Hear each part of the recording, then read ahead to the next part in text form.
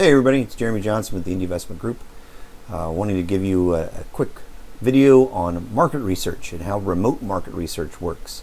This video is going to just kind of go over some of the tools that I use for market research in the different areas of where we're at and why this might be important for a lot of you. I know a number of investors look at their immediate surroundings and say that they can't do real estate investing where they live, and so they're forced to start doing some type of remote market research.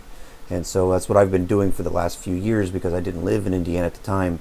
So the remote market research that I've been doing should be able to help a lot of people.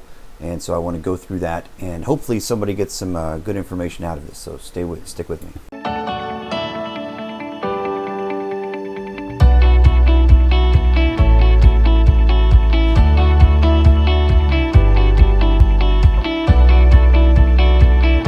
So market research, and why do we need to do it? A lot of people are looking in their immediate area trying to buy houses or do whatever they can, but it might not necessarily be the best area, and sometimes opening up to just even an hour outside of your immediate area around you could bring into a better market.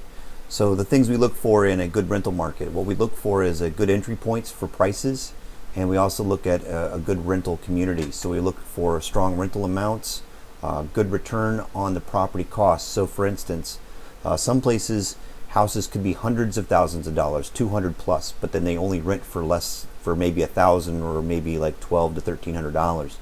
And so what happens is you're not close to that 1% rule. And cash flow is really important for a lot of what you're wanting to do. So you want to stick close to that 1% rule as best as you can. Other areas are going to have maybe a little bit cheaper barriers to come into, and their cash flow is better, but their appreciation is not as good. You also want to be looking at the number of rentals around it, the amount of people that are moving in versus moving out, economic indicators, employment, a number of other things. And so you can do that by just first starting off with a number of different possibilities. And I'm going to show you a couple of them that work really well for me. So this is one of my favorite sites to go onto. It's Neighborhood Scout. And Neighborhood Scout has a lot of information onto it, including just real estate demographics and a lot of other things within there. So I highly recommend them. They don't pay me for this, but I think that they have a great product. So what we have in here is this is the Indianapolis area, and you can see the median home value is around $157,000, and then you can see the breakdown on here. Now there's some much more expensive houses. They jump up quite a bit in price, but the 40% of it is between $250,000 and $129,000, and then it drops down from there. And then you also have your appreciation amounts. So your annual appreciation amount since 2000 has been 1.8%. So you wanted to look at some of those appreciation amounts and get an idea, and then you have your total appreciation amounts also. You have your home ownership rate, which is 50% of owners and then 46% of renters. That's good, and our average market rent is around $1,100. So this is telling you that you're close to that 1%, $1,100 a month versus the cost is around $157,000. So we're close to that 1%, and we have decent appreciation. We have some good information and good economic indications across the board.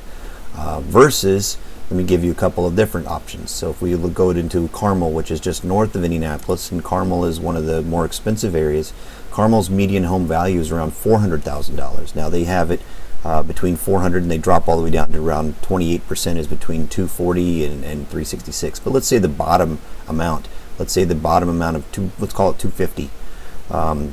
$250,000, but the average rent isn't even close to 1%. The average rent is only $1,700 a month or $1,800 a month. But what you'll notice here is that your appreciation is better. Appreciation amount is an extra 1% a month, or a year, I mean. So why that's important to you is that as you do your calculations, you can decide, okay, well, Carmel might not cash flow as well, but maybe the house will appreciate better, and it could be a better long-term investment. Like I said, there's plenty of people who also don't think that they need to make cash flow on their rentals. To them, it's all about the total return. Whereas for me, I want appreciation and cash flow, not just one. I want both.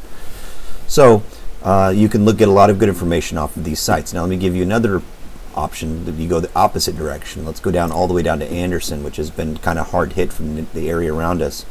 But Anderson's median home values go down to $88,000 a month, or $88,000 total. So your average median is $88,000. 30% of the homes are less than $63,000. So your barrier to entry is very low in the Anderson area. appreciation is less than 1%. It has not done well within the Indianapolis area or just outside of Indianapolis. However, its average market rent is still close to $1,000 a month, and there's a good amount of renters, 43%. If you look at that versus in Carmel, Carmel was for renters was only 29%, or I'm sorry, 23%. So Anderson has more renters and it has a better market rent, but it's if you look, it's backwards. It's $1,000 is the average rent, but the average median home is less than $100,000. So it tells you that it's a good cash flow area, but you could be struggling to find better renters, and you're not going to make very much money in the appreciation game. So this is just looking at the different markets and what that means. The other thing I look at is housing reports. So this is from the Indiana Association of Realtors, and this is a really good information of the state of Indiana's housing market 2020. This is done by the Kelley Business School or School of Business. And then we have another one up here that's actually another good one I like a lot, which is also from the U.S. Department of Housing and Urban Development.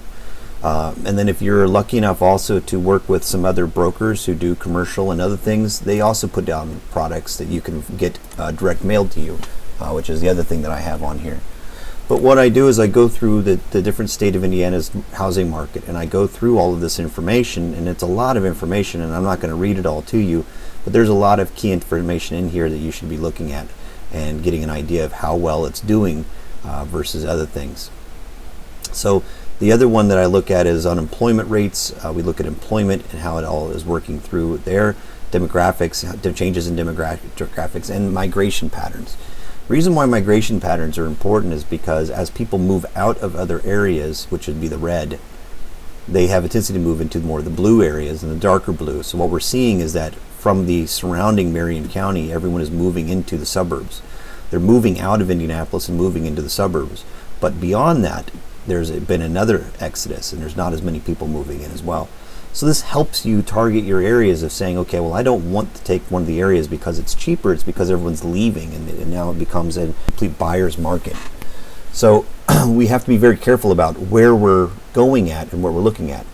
So you have all of this information. It talks about home ownership rates, a whole bunch of other information on here. Same thing with this is a breakdown Indianapolis, Carmel, Anderson, whole area from the Department of Housing and Urban Development. So same thing here, and you're getting a lot of the information, including economic conditions, and it talks about where the number of payroll sectors are, what type of information we're looking at as far as employment and number of employment changes. So we look at all of this stuff. Part of your job of being an investor is to be as up on your market as a realtor or even more, because realtors will look at where people are moving to, but you need to be getting a little bit ahead of it and saying, where will people be moving to, or where are the options for some really good investments to be made. So this is a lot of different information that I use, and then I also go into here, which talks about the industrial sectors, and it talks about economic indicators, market indicators, a whole bunch of other information. So part of your job as being an investor is to actually get in and do all of this legwork and to really start knowing your market really, really well. So I really highly recommend doing some research online between something like Neighborhood Scout, and there's a lot of other things, Rent-O-Meter and other things that have a lot of good stuff. Even stuff on Zillow actually has a lot of good information. And then also download and look at the number of different actual reports that are available to you. Between the Association of Realtors and some of the business schools, they'll have a lot of different information on housing indications and economic indications. So like I said, quick video just going over the market research and what all's involved in it. Beyond that, I do even more than that. I have breakdowns by city in which I take a map and I actually will highlight and go through the different neighborhoods specifically to show which ones have high vacancy rates, high crime rates, and that sort of stuff, so I can target down by block. And then that allows me to key in whenever I start doing my driving around the different areas. So I also will then take that information and then drive around those areas to make sure that what I had down was accurate. So that's really what I would suggest for anyone, is if you're doing any type of remote market research, is that you can do quite a bit online. You can also do a lot by the Google Earth and being able to actually walk the neighborhoods. You can get a ton of information. The other thing I look for whenever I'm walking those neighborhoods virtually is I'm also looking at how well the yards are kept and what kinds of cars I'm seeing.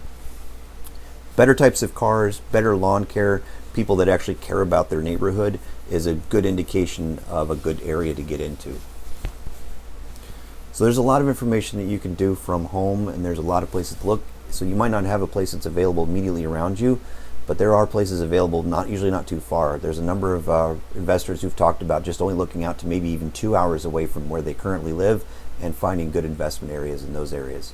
So I hope some of this information helps for everybody. Again, if anything was good for you, please like or subscribe. It helps a ton, and have a very great week.